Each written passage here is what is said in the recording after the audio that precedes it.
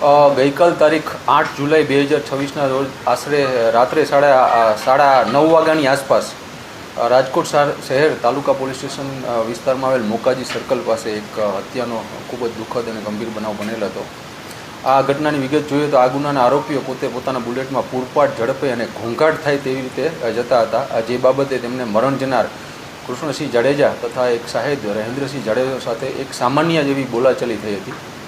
આ સામાન્ય બોલાચાલીનો ખાર રાખી અને આરોપી રાજવીર વાડા અને તેના ભાઈ એ મારામારી શરૂ કરી દીધી હતી. અને આ દરમિયાન આ આરોપી રાજવીર વાડાના પિતા રણજીત નાજભાઈ વાડાએ પોતાની પાસે રહેલ ગેરકાયદેસર પિસ્ટલમાંથી ફાયરિંગ શરૂ કરી દીધું હતું. અને આ ફાયરિંગમાં કૃષ્ણસિંહ જાડેજાને પેટના ભાગે અને માથાના ભાગે ગોળી વાગતા તેમનું મૃત્યુ નીપજ્યું હતું.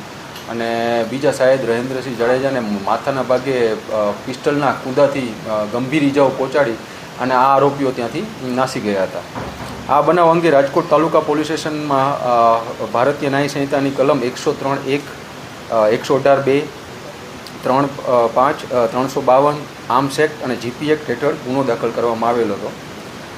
બનાવની ગંભીરતાને જોતા રાજકોટ શહેર police commissioner Shri Brijeshkumar Jha sir, અધિક પોલીસ કમિશનર શ્રી ચૈતન્ય માંડલિક સર તથા ડીસીપી ક્રાઇમ શ્રી જગદીશ બાંદરવા સરે આ આરોપીઓને તાત્કાલિક પકડવાની સૂચના કરેલ હોય, જેના અનુસંધાને રાજકોટ શહેર crime branch PI S Chavda, PI Jadav તથા પીઆઈ ડામોરની ટીમો આ આરોપીઓને પકડવા માટે સતત પ્રયત્નશીલ હતી. આ દરમિયાન ટેકનિકલ સર્વેલન્સ, હ્યુમન ઇન્ટેલિજન્સ તથા સીસીટીવી ફૂટેજોની મદદથી રાજકોટ શહેર ક્રાઇમ બ્રાન્ચની ટીમોને આ આરોપીઓને પકડવામાં સફળતા મળેલ છે.